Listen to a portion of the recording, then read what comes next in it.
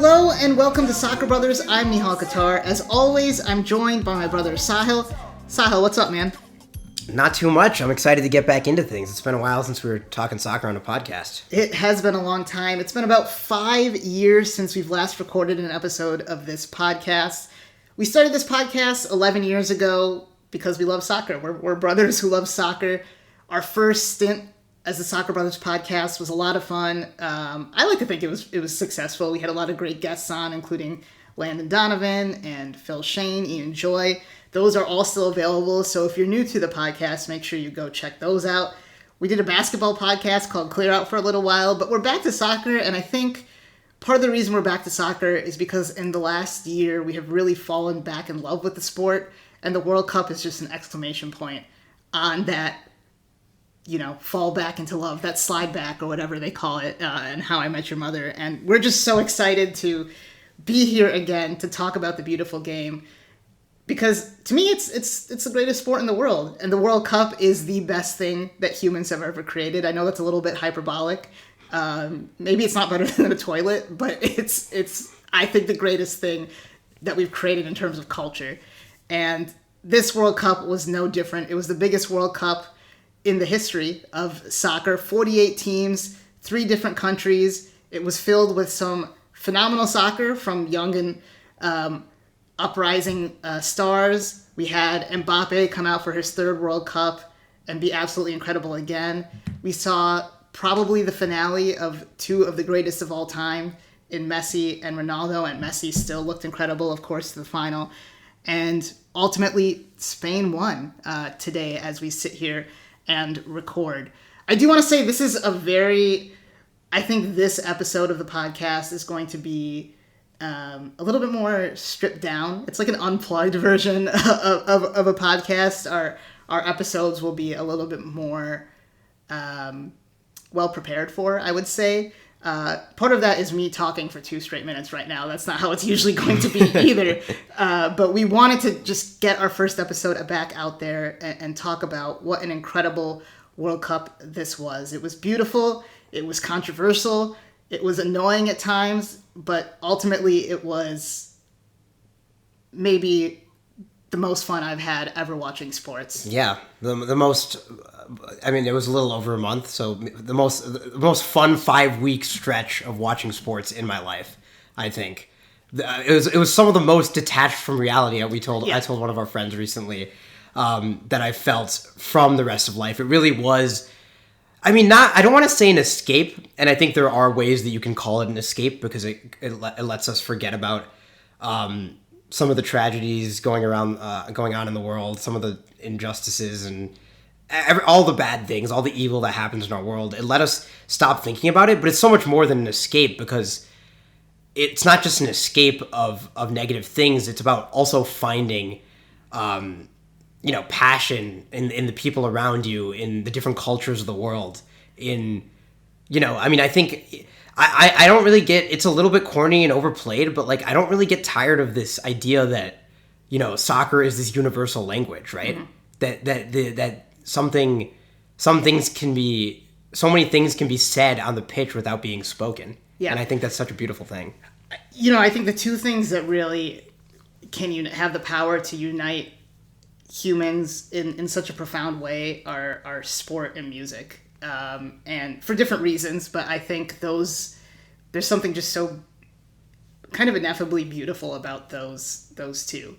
I'm hesitant to use the word escape just because there was so much around this World Cup, including there's just a lot of discourse online about FIFA, rightly so, about the Trump administration and getting involved with the U.S. men's national team, who, we love, of course, even though we hate Trump. I just want to be clear. We love the U.S. men's national team. We're not fans at all of Trump. Even today, he was on stage for some reason celebrating with the Spanish team as they raised the trophy. Yes. But to your point, the World Cup is... Yeah, it's kind of like the idealized version of humanity. It's all these people celebrating their countries and their cultures and rooting for their national teams. And I think it's really important. I think a lot of people tend to reduce a national team, especially in the World Cup, to the actions of that country's government. When a national team represents all the people in that country, including the people who hate their government or who are fighting against their government. It also does include their government, but it's about the people. I thought one of the coolest moments of the World Cup was, the Iranian diaspora clearly, booing the national anthem of the IRGC. And I'm not going to get into the politics of that right now, but I thought it was cool that they were able to do that, but then they're able to root for the Iranian national team afterwards in LA, because the Iranian national team represents their version of Iran.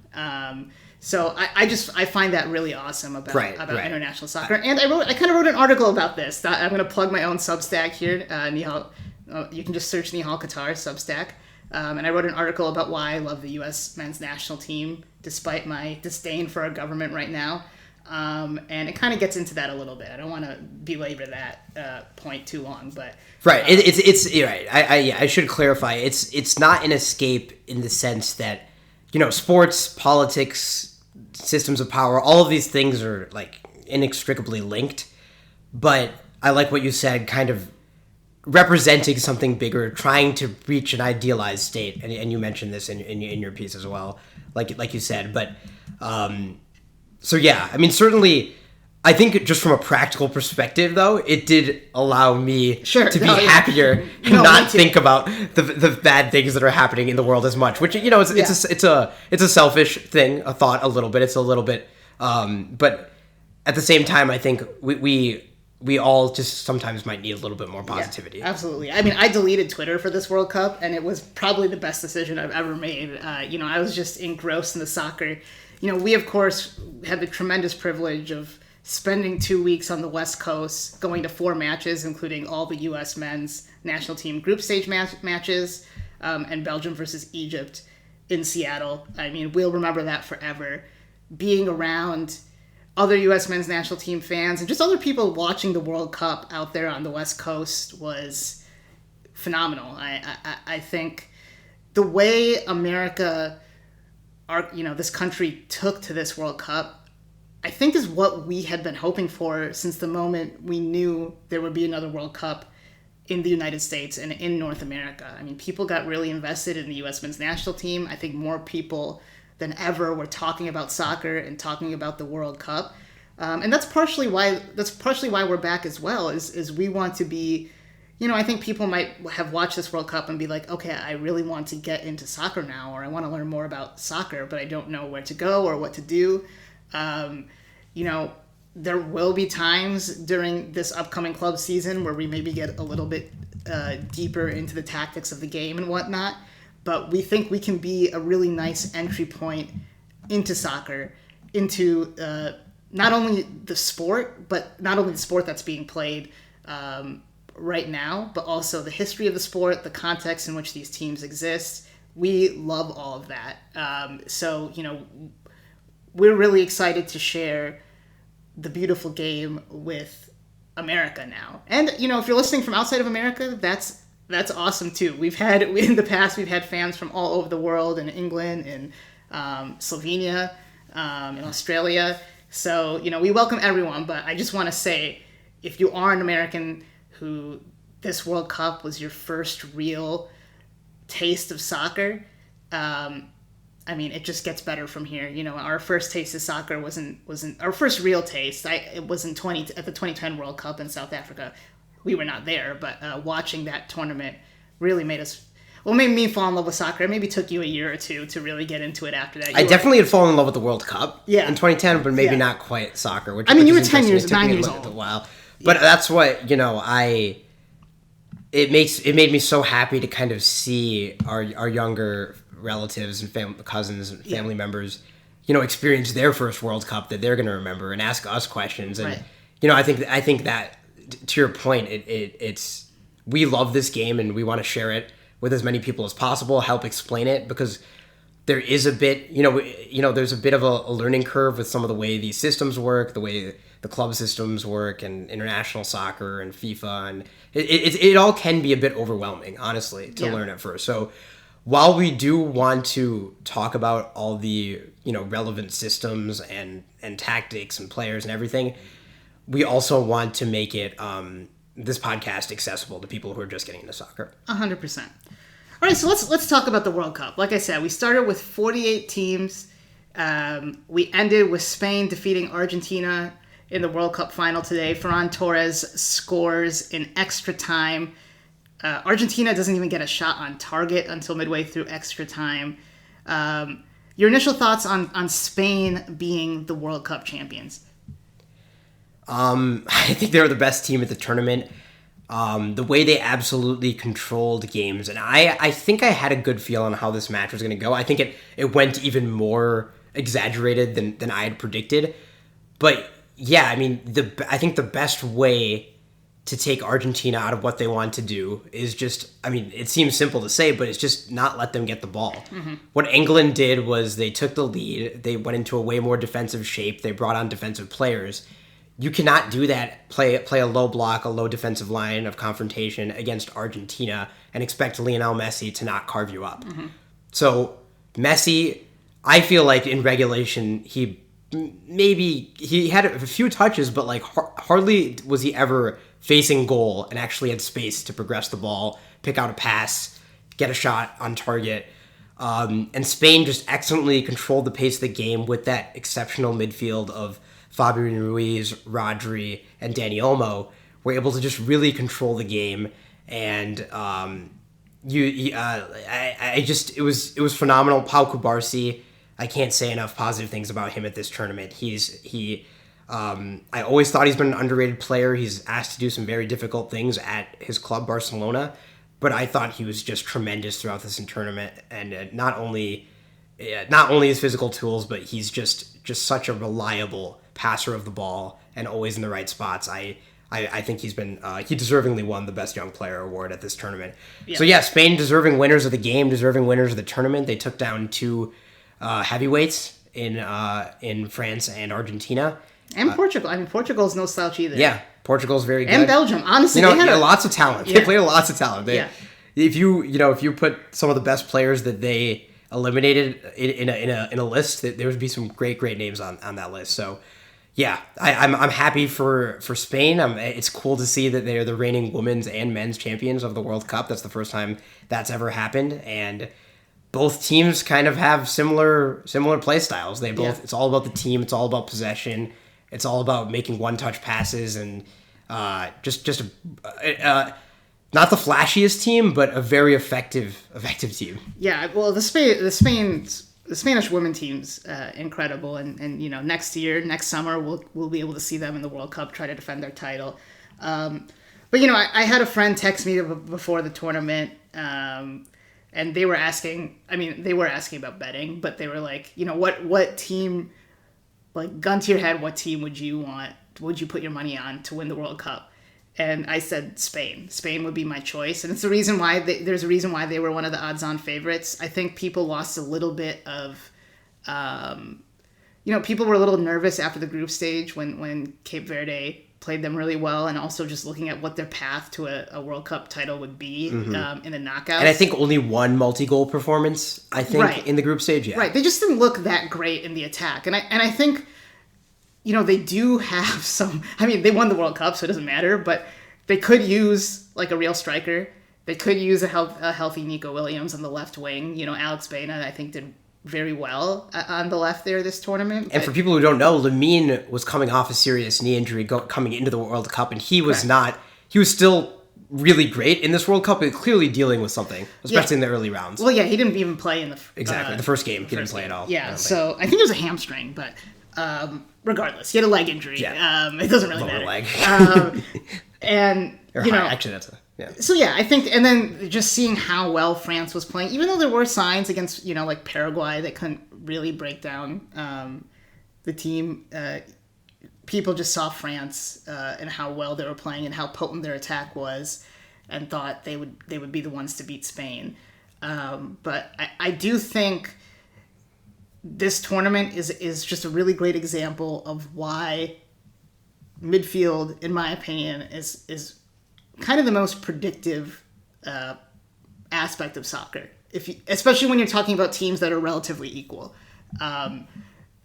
If you can dominate the midfield, it's going to be, really difficult to score.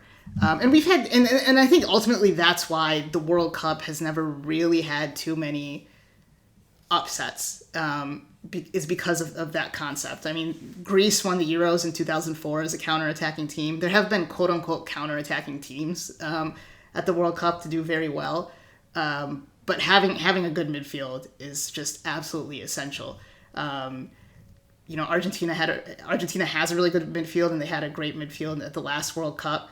And a player like Angel Di Maria, even though he was playing wide, also would slot into midfield for them too. So I think they were able to play. They were able to overwhelm their opponents' midfields at times. So France, they have a good midfield, not an elite midfield as some of these other teams like Portugal and Spain. And I think that really showed in their semifinal match. But it's crazy. I mean, I think like this is how World Cups are. Spain, they won 1-0 with a late goal against Belgium. They won 1-0 with a late goal against Portugal. They won 1-0 in extra time against Argentina. It's crazy that France is the team they beat by multiple goals since the round of 16. And that's what it takes to win a World Cup. You need a little bit of that. If you go back and watch any World Cup runs throughout history, it's hard. I mean, teams win in penalties earlier in the competition. They win late. They win only by 1 goal. And I mean, that's just what makes it so difficult. But it's crazy to think about, like, if Belgium, De Ketelaere had 2 great chances in that game against Spain. If he scores one of them, Belgium wins and Spain's out in the quarterfinals. Yeah. I mean, it is easy to nitpick certain weaknesses there. I think in the group stage, I think we were also, us included in the soccer community at large, we're so enamored with France's attack and the way. I mean, those 4 attackers with Elise, Dembele, Mbappe, and then either Barcola or Doué, whoever was starting on that left side, or it was just so easy to watch that team and be like, this team's unstoppable. And I think Spain wasn't getting as much credit for the way they were kind of deliberately controlling games. And I think both teams have like some versions of weakness, like you said. France's midfield it's not a weakness, but it wasn't amazing. And, maybe their, the left back Digne could struggle in certain matchups like he did at times against Lamine Yamal in the semifinals, but obviously a lot of fullbacks would. But in Spain, you can say the same thing about, their wingers aren't healthy. Is Oyarzabal, a true number 9 who can, really take you all the way? There's all these things, but if you play to your strengths like Spain did, and they stuck to their tactical identity and not wavering, even when they took leads in these games, they're not sitting back in a low block and trying to give the other team the ball. That's not their strengths. Mm-hmm. So I think one thing I'm going to try to do in future tournaments is remember that it only takes one matchup for a weakness to get exposed. Mm. And I think with France, we saw that in the Spain game. Yeah. It was the midfield. Yeah. Not a weakness, but it was not, they were never unstoppable, but it felt in the tournament like they were going to be. Well, I also think to a certain extent, Deschamps just chose the wrong midfield to start with Tchouameni and Rabiot. Like, if you had Kone out there, or if you had Cherki maybe out there as players who want to get on the ball a little bit more, it could have maybe been a different outcome. And sometimes you just have a worse day, and that happens too, and that's what makes tournament football so exciting. We'll get to the Argentina piece in a second here, because like you say, it is almost a uniquely bad matchup for them as well, for Argentina. Yes. Where Messi can't really get on the ball. They had 2 huge injuries. I think Lisandro Martinez was just instrumental to them in their run. Not only his ability to win the ball in this tournament, but he was so good at playing the ball from the back. I mean, he was the one initiating a lot of attacks, a lot of line-breaking passes, more so than you'd see from a center back. And he's just so smooth on the ball. So he would almost act as a defensive midfielder in the attack. So losing him and going from him to Otamendi was such a huge downgrade that whenever they won the ball in the back, Argentina just weren't able to keep it and progress it to their midfield and then progress it forward. And you have to be as quick as possible against the Spain midfield, especially with Rodri. He's going to snuff out everything that's somewhat predictable. Right. I mean, he won Golden Ball for a reason. I thought Lionel Messi should have won the Golden Ball, but Rodri is certainly not undeserving of it. I mean, he's a phenomenal player. And, you know, I'm trying not to be hyperbolic, but he quite literally might be the best number 6 of all time. Like, I think he's in that conversation. And I think certainly the greatest number 6 that we've watched played soccer. I don't think there's really been anyone close as Rodri. I mean, there've been other phenomenal midfielders, but they play a little bit maybe ahead of a defensive midfielder, or aren't doing the defensive work that Rodri does. And obviously the one that comes to mind maybe is Sergio Busquets, the old number 6 for Barcelona and for Spain, who now plays at Inter Miami.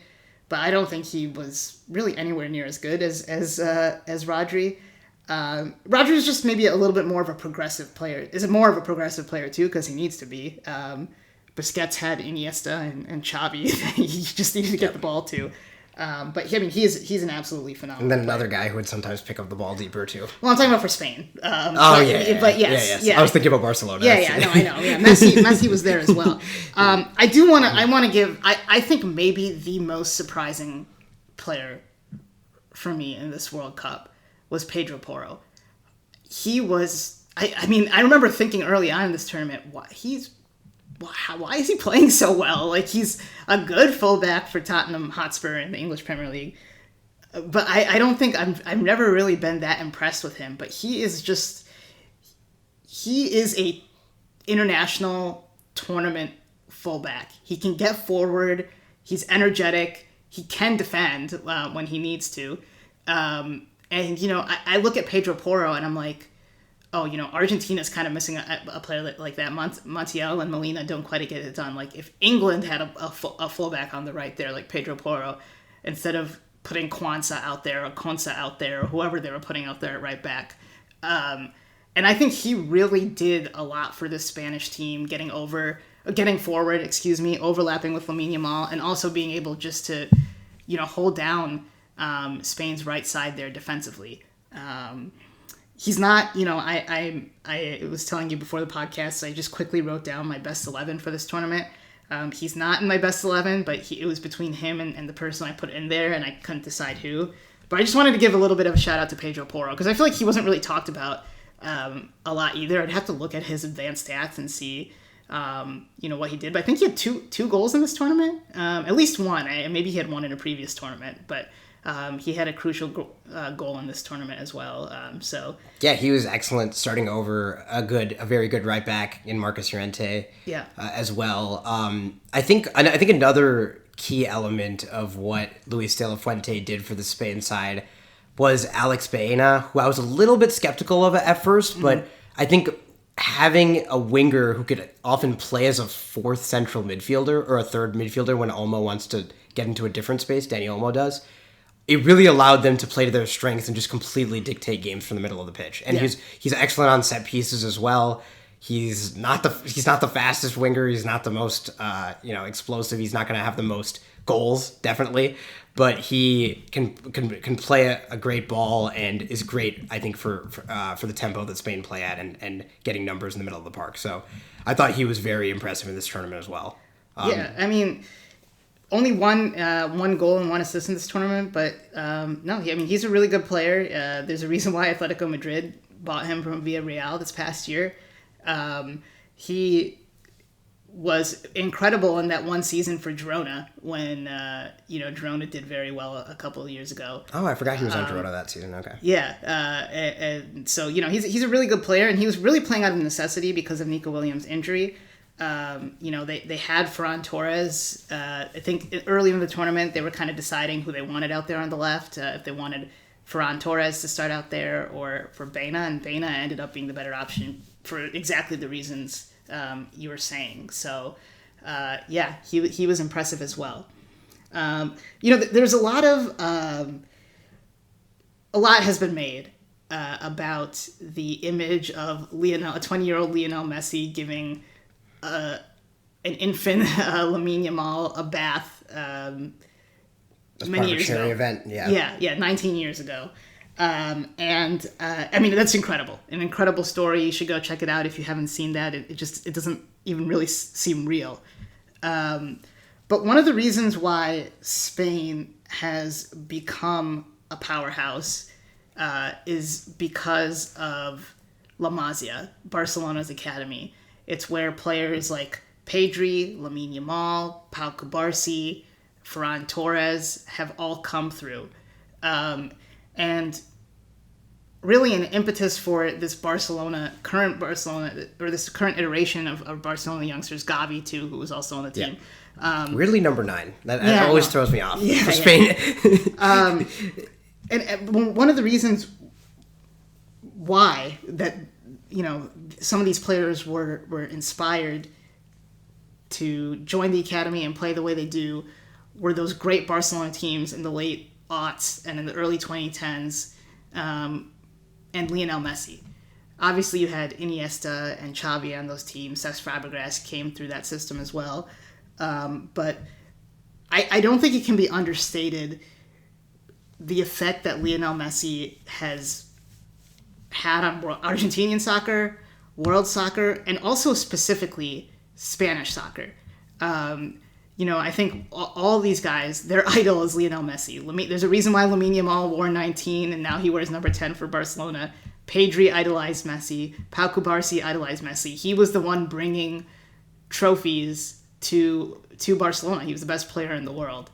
So you're saying Messi won the World Cup today? No, not at all. I just think that it's a really cool. I think it's awesome that this is the final we got. It wasn't. There's a lot of stories, so much crossover. Right. It wasn't the most aesthetic final, of course, and I wish Argentina were able to be in the game a little bit more. The red card was unfortunate for Enzo Fernandez, but.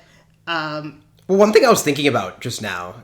Sorry, I'll let you complete this aside, but maybe it would have. Just out of curiosity, it would have been more interesting at some point for Spain to have been trailing in this tournament. Obviously, part of the appeal of their run is that they've gone 38 matches, I think, now without losing. It's incredible. They know how to manage games. They know how to keep possession even when they're holding a lead. But you do sometimes like to see the champion go through a moment where they really had to dig deep, which they did, of course. But they were never trailing this entire tournament. No, but they did not want to. They only conceded 1 goal, to be correct. And I think if they got to penalties, there's a good chance Argentina won. I think it would have kind of been a coin flip, but it wasn't a coin flip game. So I think they really did need to dig deep, and you saw some changes that Spain made that helped them get over the line there. But I really just wanted to talk about Lionel Messi and what a pleasure and a privilege it's been to watch him for us the past 16 years, for the world for the past 20 years. I think the greatest male athlete that I have ever seen. Not that it really meant, I don't really care about that distinction. Yes. But I think for me the most captivating male athlete. I agree. He's the most fun athlete I've ever watched. Yeah. I think. At least he is he's like the distilled version of what makes soccer so great. He's someone who I look at and I watch, especially in his prime, and you're just like, how do you do that? I can't even really. What makes Messi so special is, and I think I was telling you this, even like someone like Ronaldo, or even like with basketball or football, in your mind you're like, okay, if I had these traits, I can comprehend being able to dunk or go down the lane and dunk or throw the football really well. I'm not saying that I would actually be able to do that, but it's just in your mind you're like, this is understandable to me. My brain is comprehending what's happening to me. Messi is when I used to watch him, I just couldn't comprehend, like, how, even in this tournament, his first touch, like, how does he do that? I'm thinking about the Austria goal, where they beat Austria late in the group stage, where the ball comes fizzing into him, and he just sticks up a heel behind him and cushions the ball immediately. I mean, the control he has of his body and his touch is just incredible. And if you have not watched a lot of Lionel Messi, out there in the audience, you haven't watched a lot of Lionel Messi, just go and watch highlights of him, because he is incredible. And I'm sad that it's over or likely over. I don't think we're going to see a 43-year-old Lionel Messi in 2030. Although I guess I'm not ruling it out. But I'm sad that it's over, but I'm so happy I got to watch him play. He had a phenomenal tournament. You were talking about how you were getting emotional during the Algeria game early in this tournament because we just didn't know. So I was with my little nephew, and it was his first time watching Messi, and I kind of built it up. I kind of maybe thought I overdid it. I was like, okay, Messi's 39. He's been playing in a relatively weaker league the last few years. You know, maybe he's not going to do anything. I'll be happy if he gets a goal or an assist. And he just completely lords over the entire game. Yeah. Has Zidane's son, seeing double, or is that the expression? Yeah. Sure. And I was getting emotional because it was like, I feel like I've been watching the same thing over and over again, and I'm so lucky I feel like just unworthy watching this over and over again. And yeah, no, he literally was bringing me to tears in that game. I was like, it's incredible what he's doing for his country. You can tell how much it means to him and the Argentina fans who traveled so well in this tournament.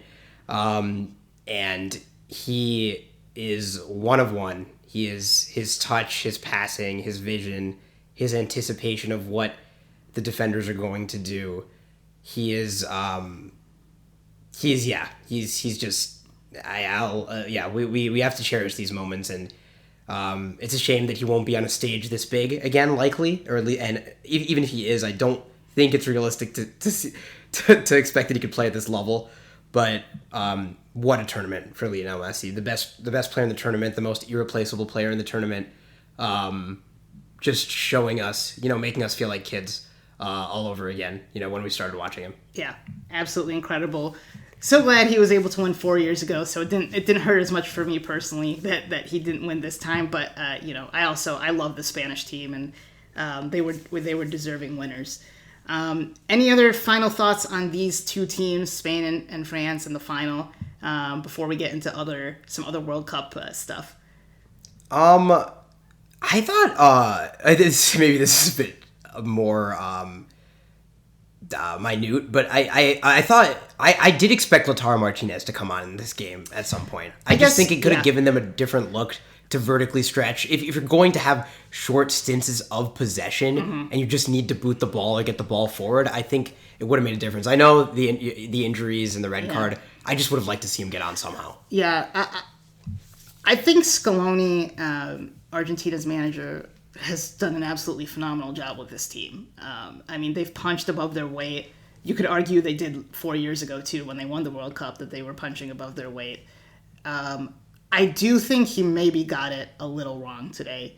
I think maybe starting Simeone on the wing, having Nico Paz in there at some point, having Lautaro Martinez in there, I think they really could have benefited from all of those things. Just having players who were better in possession, who could stretch the field, and just a focal point up top. Yeah, and maybe you go maybe you sit in a deep block. You really play the antagonist, I guess, if that's the opposite of with Spain being the protagonist, and just really sit deep so you have opportunities to counter, force Spain's line to come up a little bit higher up the field, because they were just caught in this middle ground where they were having no important touches, no important possession. Well, and part of the problem in this game is, and the reason why it's such a bad matchup is, Lionel Messi is the only player in the world who can get away with the way he plays, in that he doesn't press, and he's just like walking around. But in a game like this, they could have I'm not saying they should have played someone else over Lionel Messi, but I'm saying you really do need 11 players pressing if you're going to beat Spain, or you need to be able to effectively. You need to be much more effective in possession, and they weren't able to do that. So, and one more thing, you touched on it, but the Argentinian fans weren't incredible today. They've been incredible all tournament, and it was cool seeing them acknowledge the team after they lost. Just acknowledge the team's performance. Yeah, general World Cup thing. The goal themes and the win themes were just awesome. Obviously, there's England and Wonderwall. We love Despecha by Rosalia that plays after the Spain wins. Yeah, we got to sing Country Roads after the U.S. wins. So that was all spectacular. Like we said, I mean, as much as it is about the soccer, it's about the fans coming together and the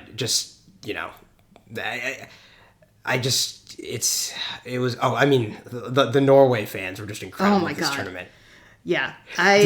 So at the end of the show we'll get to like maybe some like favorite moments a little bit more, and we'll talk a little bit about Norway.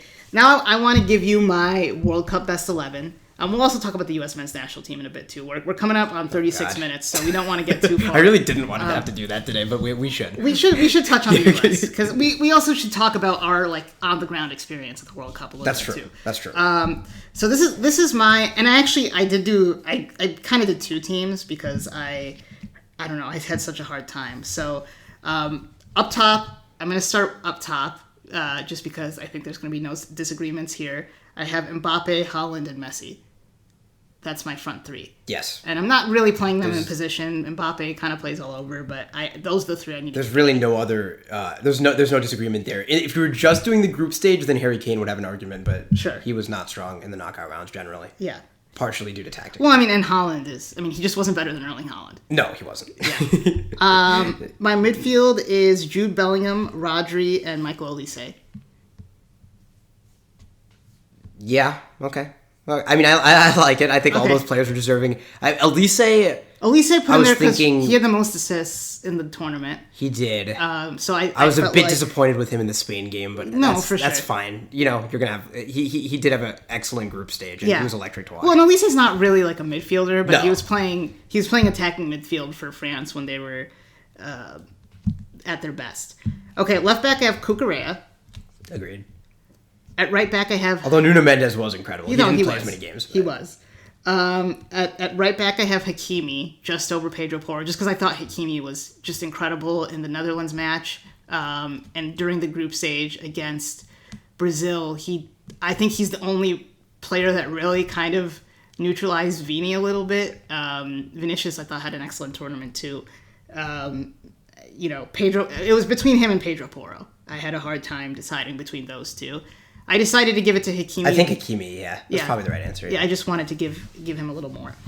Now center back is where I really struggled. So I have Pau Cubarsí, and I originally had Lisandro Martinez in there, and then I went for Davinson Sanchez, who I was telling you the whole tournament, I was so impressed with Davinson Sanchez.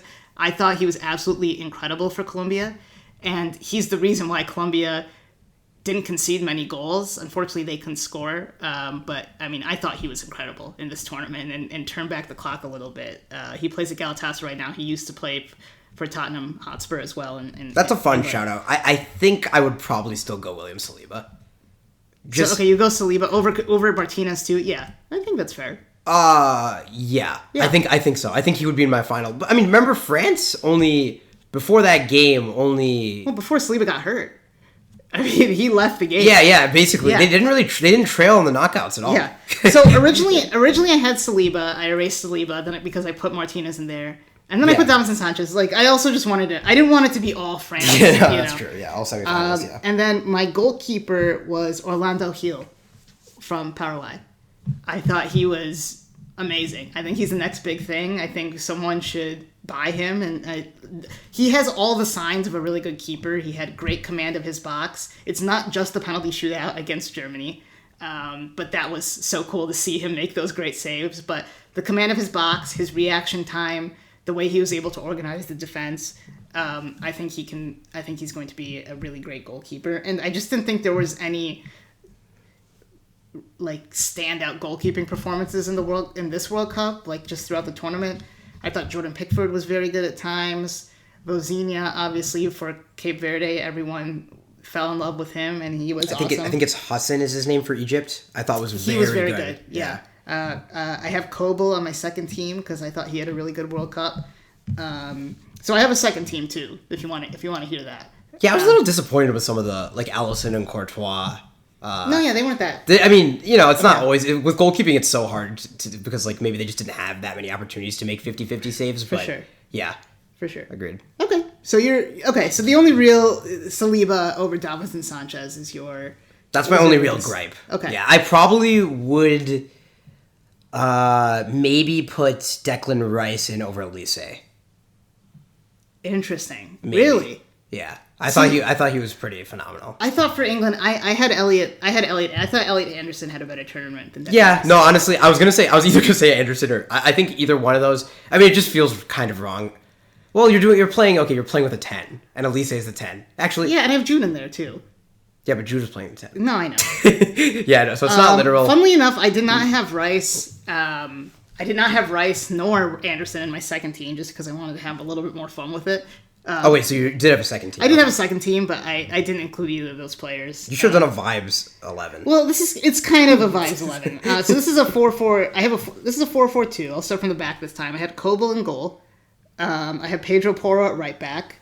I had Lisandro Martinez and Saliba as my defensive partnership. Then I had Nuno Mendes at left back. Okay. My midfield, too, is Granit Xhaka and Malik Tillman. Okay. And, you can argue that Elliot Anderson... Elliot Anderson's probably... If this is a literal... I do think Malik Tillman was incredible in this tournament. Yeah, we'll talk about him later. Yeah. Xhaka I also thought was really good, too. But yeah, though you could maybe it should be Elliot Anderson and Declan Rice should be my second team midfield, and you could argue Fabian Ruiz or Dani Olmo, or Manu Kone, like all those guys were really good. Florian Wirtz I thought actually was pretty good in this tournament, but that was my two. Yeah, also just like vibes midfielders that I really liked watching in this were Ayari for Sweden and Ashore for Egypt. Those were two that really stood out to me. Yeah, I mean, he was playing more wide midfield. Well, they were kind of playing two strikers, but yeah. I mean, Manzambi I don't have in here, but he was excellent in this tournament. My wide midfielders were Ousmane Dembele and Vinicius. Okay, so you didn't have Diamande either. Diamande was, so I thought about Sarr. Oh, wow. Yeah, well, he was like the player of the group stage, or like in that top 5 in the group stage. Yeah, so I thought about Sarr. Diamande was an option. Dembele and Vini. I thought Vini was one of the best players in the tournament. Vini was amazing. He breathed life into that Brazil team. Yeah, I mean, he was really the only one doing anything for Brazil. And then my front two strikers were Harry Kane and Quiñones for Mexico. Okay. Because I thought he was really good. I mean, he saved Mexico a couple times. No Charles de Ketelaere. No, he was not great in some games. I know, but Belgium was maybe the weirdest team of the tournament. They were, yeah. that was like my second team was like my vibes / also, like, did they low-key play Spain the best besides Cape Verde in the entire tournament? I mean, yeah, because Portugal never really looked. I mean, they have a good midfield. Belgium does, but they had injuries in that game, so I forgot exactly who's starting in that game, but it was De Bruyne. Tielemans got hurt in the game, and then Onana got hurt in the previous game. Yeah, they had that big guy from Bruges who came on and scored. That's right. But no, I mean Raskin. Yes, yeah. So. No, they have an interesting... I mean, I also, Berg from Norway, midfielder, I thought he was excellent. He actually probably would be my choice over Tillman. Or I don't know if Xhaka or Tillman were better, but I just want to shout him out. I thought he was really good. You're right. Ashore, we saw score in person. He had a really good tournament. Another player who I really liked at right back was Munoz for Colombia. I thought he was incredible in this tournament, too, getting forward. So yeah, I mean, I'm sure I'm forgetting people, but did you realize Bruno Guimaraes had 4 assists in this tournament? Didn't realize that. Oh wow! Actually, you know what? I'm gonna put Ismail Sabari over Quiñones. Okay, yeah, Sabari. Sabari. I forgot about Sabari, but he was awesome. They would have had some kind of chance against France if he was playing. Yeah. Okay, cool. So overall, I mean, there were a lot of. Oh no, Dennis Undav. No, because Germany. I mean, he came off the bench and scored like a lot, but 2 goals were against Curacao. So yeah, I think Germany is glad that Italy exists because 3 straight times not passing the 32 team mark in World Cups it's not great. It's not great. That is crazy. Yeah, I mean, any other players you want to shout out? We said Manzambe. I thought Ndoye and Ruben Vargas for Switzerland also had really good tournaments. I mean, I thought Ismail Kone was having such a great tournament. That was really sad to see in the Qatar-Canada game. He's been a budding star in Serie A, and that was just a brutal injury. But he was fun to watch. For Portugal, I really liked Renato Vega in certain games at least. Yeah. At center back. I thought like John Lukumi also. I'm saying 3 Colombians, but he's. Do you want to do some disappointments as well? Okay. Yeah, we can do disappointments. Vitinha. He's phenomenal for Portugal. He's one of your favorite players to watch at club level. Yeah, he's my favorite central midfielder in the world. I didn't think he was making that much of a difference in the Portuguese midfield. No, he was really disappointing, I thought. Portugal were set up so weirdly. Like, none of the midfielders... It's kind of... for those of you who maybe know, like, more about the history of soccer, it almost feels like the English midfield when you had Lampard, Gerrard, and Scholes, and also at times, like, David Beckham, you have all these midfielders, they should work, but they don't. I mean, except this midfield makes even more sense than that one did with a 3-man midfield. They have Joao Neves, Bruno Fernandes, and Vitinha, but they just couldn't make it work. I don't know what the reason was. I mean, I think Cristiano Ronaldo was one of the reasons the team overall wasn't so great. But you're right, Vitinha was a huge disappointment, I think. Definitely. I'm scrambling to think now of disappointment. I think I had. I mean, so while you think of maybe another disappointment, there's this category that's, I'm gonna say, disappointing, but they get an injury pass. Alphonso Davies for Canada would have been so electric if he could actually play at this tournament. Yeah. There was. Nico Williams. They won. Nico Williams. I mean. Jeremy Doku, like... I think he's just a disappointment. Yeah, that's a great okay, so... I mean, he played. He was on the pitch. He was on the pitch, but he had to leave in the middle of the tournament and come back. So yeah, but even before that, I thought he was... He was a bit disappointing, He was disappointing. Victor Gyökeres and Alexander Isak both weren't that great in this tournament, I don't think. I think Isak looked better. Gyökeres scored some goals, but they weren't as impactful as I maybe thought they would be. I think Jonathan David, I thought maybe would have a little bit more impact. I think you have to say Christian Pulisic. He looked great in spurts. Obviously, in the first 45 minutes against Paraguay, he looked really good. He got hurt. I don't know if you're going to give him the injury pass, but he got hurt. He looked good coming on against Turkey. I think, can I say Turkey, the Turkish national team? Can that be? I think that maybe is the biggest disappointment at the World Cup. And it would have been fun to see them advance too. No, yeah, I mean, they have a good fan base. They're such a talented team. Arda Güler, we were watching him in person, and he was absolutely incredible. Yilmaz on the left wing should be really good.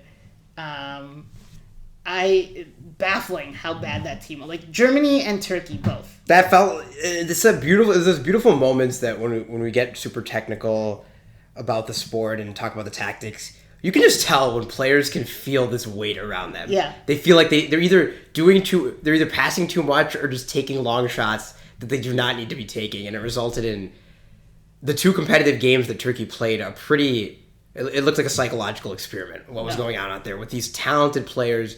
I think Kenan Yildiz and Arda Güler are some of the most talented young players on the planet right now, and they just could not string together a goal in a game that mattered in this tournament, which is amazing. Yeah, it was just weird watching those first 2 games, and you saw a little bit of what they could do against the USB team in that last game, but it was a little too late.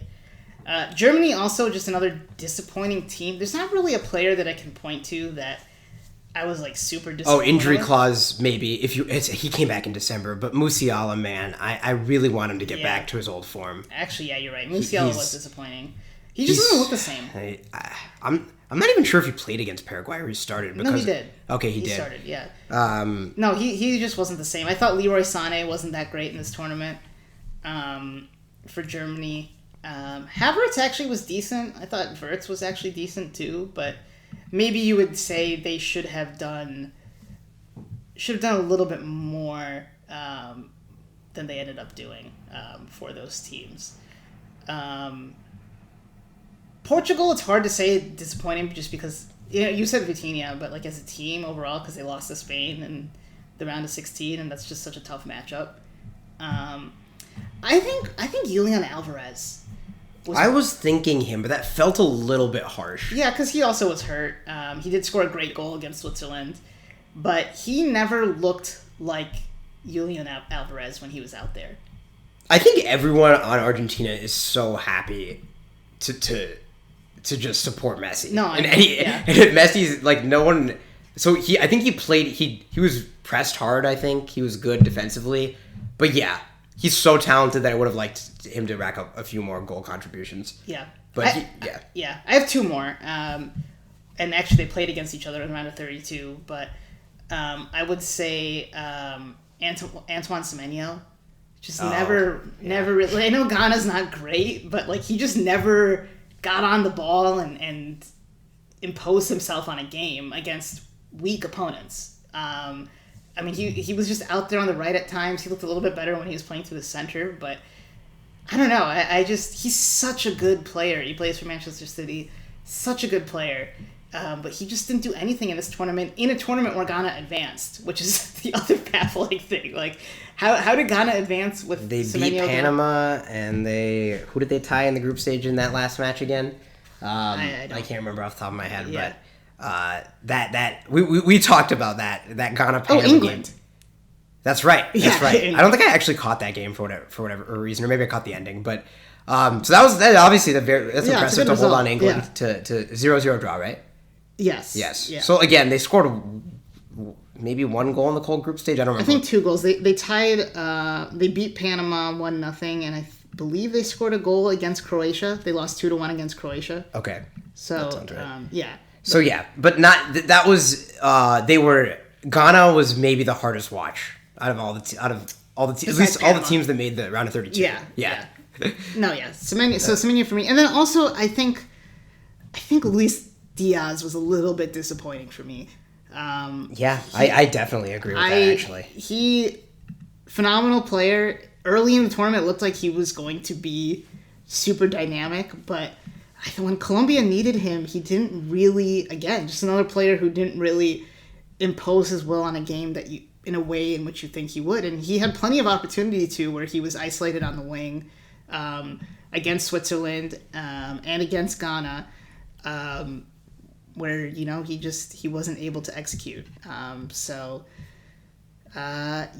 think maybe I'll say Moise Caicedo too, or just Ecuador was pretty disappointing as a team overall, but they don't have a great attacking. They're not really great in attack. So maybe the coach I'm most disappointed in / mad is Louis van Gaal. For his cowardly... Louis van Gaal? What year are you in? Or sorry.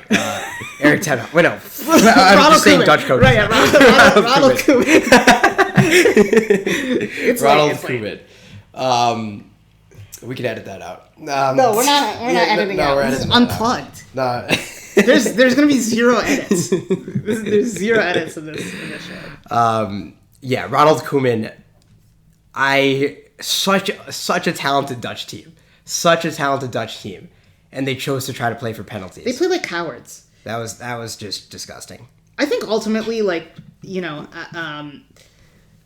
think maybe one of my favorite themes of this World Cup was cowardly play just ended up losing across the board.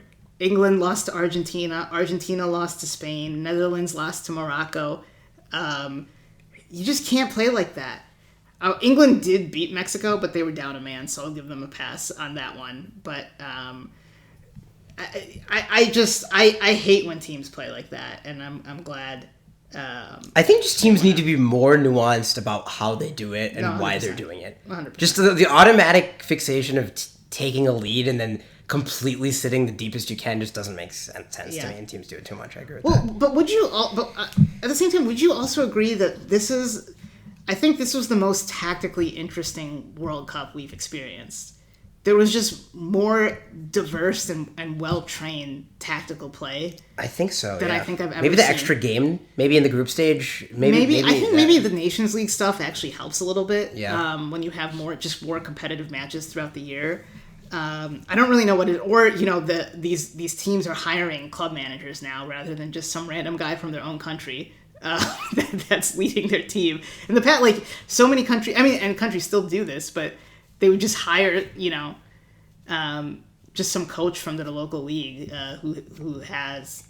Yeah, you see the youth track more often now. Well, that's good, I think. Well, you see like Egypt's coach is maybe Egypt's greatest player of all time besides Mo Salah. I don't know much about Senegal's coach, but he was Senegalese too. You would just see more of that in the past, where it was those types of coaches. Where this time you had Graham Potter at Sweden, you had Thomas Tuchel with England. You had obviously Mauricio Pochettino with the U.S. You had Roberto Martinez with Belgium. So more foreign managers who cut their teeth at the club level infiltrating. And I think just in general, there's just more access to data and to film in a way that there just wasn't 16 years ago. And the player pools too. I agreed with everything you're saying, and that's probably that's a better take in terms of how teams are playing more connected. But the player pools are, I think, better because all the teams are, I think, accessing their diaspora a little better. And they're accessing their diaspora, but also the club soccer has just gotten better worldwide. Like just throughout the world, I think tactically clubs are playing at a much higher level. Even like in Egypt at Al Ahly, where Ashore plays at, or in MLS, like the evolution of MLS in the last 16 years, I think is pretty cool to see. So yeah, I think there's probably a lot of reasons for it, but I just thought it was an interesting World Cup, and teams just, it wasn't just okay, even teams who were playing behind the ball, it wasn't like, oh, we're just going to put 11 people behind the ball and hope we get to penalties. That happened at times, but there was at least like a structure to it. It felt like definitely. Okay, so let's spend maybe 5 minutes on the U.S. men's national team. So Sahil and I, we're huge USMNT fans. We watch all their matches. Of course, like we mentioned, we went to their 3 group stage matches. In the first match they beat Paraguay 5-1. They beat Australia 2-0. They unfortunately lose to Turkey in a match that doesn't matter, 3-2 in the last group stage game. We go on and beat Bosnia and Herzegovina 2-0, or 2-0, excuse me. Florin Balogun scores the first goal. Malik Tillman scores a beautiful free kick. Flo Balogun is sent off for a red card. It's somehow that red card suspension is suspended somehow. He plays against Belgium, and they kind of crap the bed and lose to Belgium 4-1. I think this is a tournament we were waiting for a long time. It was our tournament on home soil. It was maybe our best pool of players that we've ever had. It's also the best coach the U.S. men's national team has ever had. It's the most people that have ever watched the U.S. men play. 50 million people on U.S. networks watch the U.S. play Belgium. The highest of any sporting event outside of the Super Bowl. Absolutely incredible numbers. It's a terrible question, but what are your thoughts? What do you think? Have you even yet fully processed the U.S.'s World Cup run? Because I don't think I have really. And I think part of it, luckily, is because I think, the reason we're starting this podcast is because I've just gotten obsessed with soccer again in general, and I've enjoyed everything afterwards. There was hardly a moment where I cared to wallow because I was just moving on to the next games. It's been a fascinating cycle, just extremely fascinating cycle. Yeah. I just briefly will touch on this again. I always think it felt. I do think you should link. I'll say it. You should link your Substack article in this. It changed, my excitement about the U.S. men's national team, and I don't think it can. The Trump stuff you're saying? Yes, this administration, our foreign policy, our domestic policy, all of it, right? It is. There's so many problems with this country and the way this country operates abroad.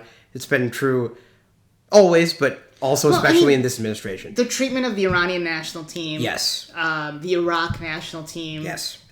People not being able to get their visas, a Somali referee not being let in. I mean, it was all ridiculous. Iraqi photographer not being being able to get a visa. I mean, so even beyond what we are doing on a global stage at this World Cup, it's been ridiculous. I will say they were handing out yellow cards and red cards before the USA Turkey game to people, and I did enjoy giving an ice agent. That was US Australia, right? No, both of them. Oh, both of them. But in before the Turkey game is where there was an ice agent walking, and I gave him a red card. that was really fun. That is fun. Just context, because it's this cycle's felt just a little bit more complicated. Sure. I've been thinking about that, and I got excited. I enjoyed my experience. I'm a USMNT fan through and through, but I don't quite think I ever really completely unwired that, right? So I think really? I'm a huge USMNT fan. I was so invested in these games, but there is some percentage that was lost, I think, over the last few years. No, I think that's... And I don't think it's necessarily right, and maybe I need to get it back, but regardless, that's just a bit of that might be another reason why I haven't. Well, okay, that's fair. I think that was true for me too until we watched the Us Against the World documentary, and I was kind of back in. And then when we were there at the World Cup for that first game, with like the national anthem playing, like our scarves, and seeing like the guys we've been following forever on the pitch, I was like, wow, I'm back in. And obviously the way in which we won that first World Cup game was awesome. And I've always been in, and I always have. I think there is some. Yeah, it's something I can't explain. Where I think that it's guilt almost. Yeah, maybe if the team played this exact same way, I would have felt maybe marginally more excited if, like, let's say, like the 2014 World Cup roster and my environment and my thinking was in. Like in the U.S. played if that Barack way at a home World Cup, and I got to see the games in person. Like, it would have felt even different somehow. Sure. But I mean, I can't. It maybe I don't even know why I'm pointing this out. It's just maybe just gives context about my overall feelings. I've always been a USMNT fan. I was a USMNT fan during this tournament. I was excited. I always tried to, separate the national team from the administration, like you should with all these teams. But yeah, so that's that. I guess it's not. It's yeah, I mean, I was more asking about the play on the field, but no, I think it's important to point out, and obviously the red card. I think for the Belgium game specifically. Yeah, let's talk about that. That whole controversy definitely took the air out of it for us. I was not excited for the Belgium game. No, I was not excited for the Belgium game either, because it just. And I think the team, and Florian Balgen, to his credit, he kind of mentioned this, that he felt like the team played nervous because of it. And I think it did affect the team negatively, because it's just like, what is going on? Now we have to... I mean, I don't know. I think there's just something psychologically that happened. And that's not to say we would have beaten Belgium without Florian Balgen. Belgium's a very good team, and I think they actually... They had a really good tactical setup, and they benched Kevin De Bruyne and Jeremy Doku and used different players to attack the U.S.'s weaknesses. But also we shot ourselves in the front. I mean, there was 3 goals. I agree, though. Credit to Belgium, but not... There were 3 unacceptable more goals. Discredit to us. There were 3 unacceptable goals, and that was disappointing. And I think the thing for me that was the most disappointing was that there were 50 million people watching, and that's how the U.S. men's national team performed. Their worst performance in years, I think, the worst I've seen this team maybe ever play, was in that game. They couldn't string a pass together. Their touches were off. They were making like football follies, like Looney Tunes-esque mistakes with like kicking the ground with Matt Freese and not being able to clear the ball off the line. It was all the fears about Serginho Dest. Yeah, I mean, it was put into one game. So, and I think that was what's disappointing, and I just hope that doesn't diminish what this team accomplished before that match. And I think we were favorites in every match before that, which hasn't. I don't think it probably. No, that's definitely never happened at a World Cup. So we should. That's a caveat that we played weaker competition. But the type of soccer this team played in this tournament, I think, was a real step forward for the program. And a lot of these players, I thought, just had excellent tournaments. Malik Tillman, Weston McKennie, Florin Balgan, Alex Freeman, I thought had a really good tournament. I'm excited to see Chris Richards. Tyler Adams, of course. So it was, it was just a weird ending. I think because for a minute there, it was like, people are begrudgingly liking the way the U.S. is playing. Like, it seemed like people were rooting and getting behind this team. And then it just went the other way with Trump's involvement. And even if his involvement didn't end up mattering for the red card being overturned, which is possible, it still kind of sucked all the air out and the momentum out. But that being said, that group stage, those 2 weeks, I was having a blast. Seeing all the U.S. jerseys outside, going to those 3 matches. Seattle was absolutely incredible, USA versus Australia. That atmosphere, the ball knowledge the Seattle fans have, the people I met in Seattle. The views from that stadium. The people I talked to in line. Shout out to Ann Kurtz, who I met in line, she played for Michigan State University in the 80s, and she hosts a reunion every couple of years with her, and still is involved and reaches out to girls in that program. 2 other guys I met in Seattle who are part of Seattle's DSA, who are at the U.S. National team game, and we were just talking about the team and how much we like them, and how disappointed we are with the administration and the country, but how we love this team. Brooke, who was an immigration lawyer sitting next to me at the USA Paraguay game, who actually sat during the national anthem, but still cheered for the U.S. men's national team during the match. She's an immigration lawyer. She was telling me a little bit about what she's been going through and what she's had to deal with these past couple of years, and how hard that's been. And I think that part of it, interacting with those types of people, was, outside of the U.S. playing so well and being able to see those matches, was a highlight for me, and just made it worth it to be there and to be with people who also, love this team, and are able to separate it that in a way. And, I love doing all the American Outlaws chants, and in Seattle it was cool that everyone kind of knew what was going on with that.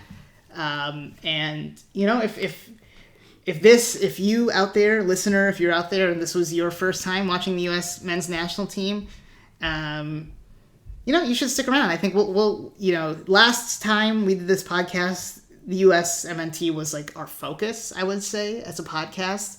It's going to be less like that this time, but we're still going to cover them during international breaks, during big tournaments.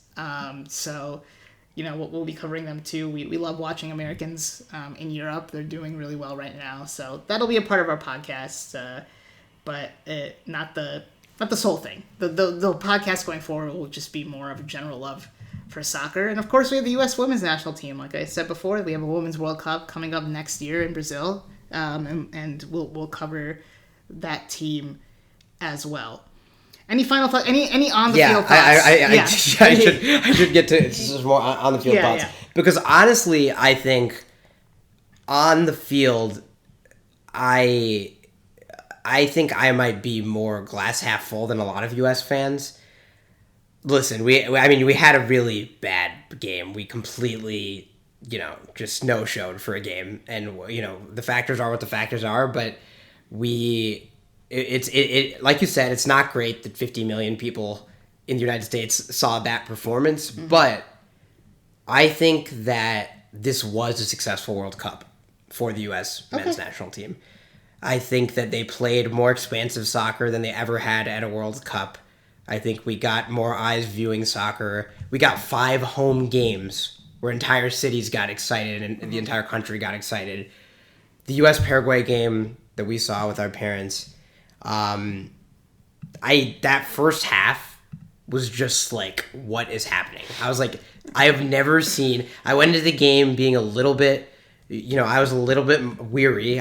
You were very optimistic. I was a little bit more wary. I was like, this team has only conceded, was it 10 goals Paraguay conceded in CONMEBOL qualifying? Yeah. And I was like, I'm not expecting to just completely rout them. Like, I thought it was maybe going to be like a 2-0 win.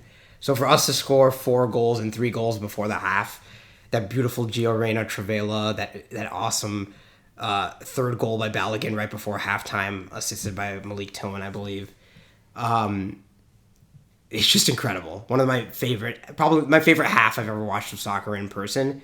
That was just an incredible experience, and it did feel like we were completely dominant at a World Cup group stage game against a South American team that is not, completely devoid of talent or tactical acumen either. So, I thought it was a successful World Cup. We saw some of the best U.S. performances of all time at this stage. And a lot of cool stories that a lot of casual soccer fans learned about, how Flo Balogun became a U.S. men's national team player. There was the Go Pack Go chants in Seattle after... Alex Freeman scored. Yep, and his dad is Antonio Freeman, who was a wide receiver in the NFL, specifically won a Super Bowl in 1997 for the Packers. So that's... special to us being Packers fans. Yeah. And I thought it was a great tournament. I'm optimistic. I think that more eyes are going to be on soccer. We lost at the same place we always did. Yeah. Ultimately, our level is, I think, between the 10 and 16 range, something like that. And that's where we got eliminated at. And the progress is going to be incremental.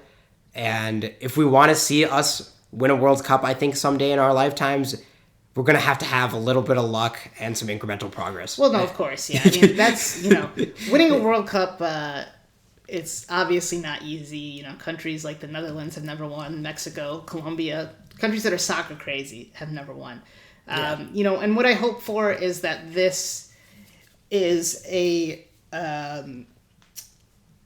don't want to say tipping point, but it's just a point of importance in our evolution as a soccer country, in which kids were inspired, where there are structural changes that can take place at the youth level in this country, where maybe more kids will be inspired to go to Europe, where more eyes will get on MLS, and we can take that next step in our evolution as a soccer country. And I think, like I said, the amount of people that were into it this time, I thought was incredible to see, and it seems that people were into it in a way that can be captured, and not just, this is 1 month out of my life, this is every 4 years I'm going to watch the World Cup. I think there's a way to capitalize on this momentum, and soccer, it never stops. It really never stops. So next week we'll probably be back just talking a little bit more about club soccer and what the season is going to be looking like. The European season starts in late August. MLS started this past week along with Liga MX, which is the Mexican league. 45 MLS players were on World Cup rosters. So definitely, if you're new to soccer, go check out MLS. It's a fun league. It's not a league that Sahil and I watch week in, week out, but we do love watching it. If you're in a city with a team, go to a game. I mean, the soccer culture in this country has really grown. It's cool. There's whole supporter sections for these teams. There's also just really good players. Some stars of the World Cup. Miguel Almiron plays for Atlanta United. Tim Ream plays for Charlotte FC. Mabake Kazali Babokazi, that young South African defender. He plays for the Chicago Fire. Robert Lewandowski, phenomenal player from most recently from Barcelona, is coming over and playing for the Chicago Fire as well. FC Cincinnati has a great, if you're in the Ohio area, go down to an FC Cincinnati game. Phenomenal atmosphere. Cape Verde's own Steven Moreira plays for the Columbus Crew. Peter Musa, he had a goal for Croatia in this tournament. He plays for FC Dallas. LAFC is a big one. They have Sun Heung-min from South Korea. They also have 3 Canadian players, including their captain, Steven Eustachio. Inter Miami, we'll see what it's like going forward, but they, of course, have the greatest of all time, Lionel Messi. This maybe could be his last season. He'll probably play another season, but if you have a chance to go see Lionel Messi in Inter Miami, do it. Right. And just to clarify, I you did not say this, but the season got resumed. Sure, yeah. Yes, the season has started on February 21st. The playoffs will begin in late November. And just so everyone, this is an important note. This is the last MLS season that's going to look like this in terms of timing. There's going to be a shortened season at the beginning of 2027, and then MLS is going to move to the European calendar, which largely runs August through May. So, which I think is going to be a good thing for eyes on MLS. It's just, I think it's easier for people to understand that the soccer season's all at once here. And there are drawbacks. We can talk about weather and teams having to play a bunch of away games in a row. But I think it'll be nice for the transfer markets to be aligned and all the seasons to be aligned. So that's something to note. The MLS playoffs will begin in November, and the season just restarted. But then starting in 2027, we're going to be shifting. That's going to be shifting to the European calendar. Yeah. And then so next week we'll probably talk a little bit about European soccer, our European soccer journey, and then maybe some young U.S. players we're excited to see, including some players in MLS that we will be excited to see. Like Sahil said, I'll put a link to my Substack in the description. I'm also writing a post World Cup piece as well, so you can check that out. To be clear, my Substack is not about soccer specifically, but there is soccer stuff on there, so I would love for you to check that out. And can I just say one more thing? Yeah, I want to, be very honest about my knowledge gaps with this sport. There's been times where life's gotten busy, so I've missed some important games in the past few seasons. I haven't consistently been watching all the soccer that I would have liked to. I've been watching a lot of soccer since 2014 specifically, but I want to use this opportunity to learn more. I'd love for listeners to send more thoughts about the games they're watching, and build some kind of community like we used to have, because I don't want to, I want to be forthright that I'm still learning this sport in a lot of ways, and I want to use statistics and film to help me do that, and reading more articles. So I think I know quite a bit about soccer, but I'm going to use this as an opportunity to learn, and I want to be honest that I am not an expert yet at a lot of things, even though I have watched a lot of soccer and I do have a lot of context. Yeah, neither of us are experts per se, right. But like we said, we're a good entry point to soccer, and nothing we say is gospel. So if you disagree with us, you can always email us at soccerbrotherspodcast.com. Let us know your thoughts. We have a Twitter, but it hasn't been active in a few years, so I have to go and see what that's looking like. You can find us on Spotify or iTunes. We also are going to upload these to YouTube as well going forward. But yeah, interact with us. Let us know if you have any thoughts about the World Cup, any questions you would like us to answer about soccer in general. We would love to hear those as well. But with that, we are going to get out of here. We'll see you guys next time on the Soccer Brothers Podcast.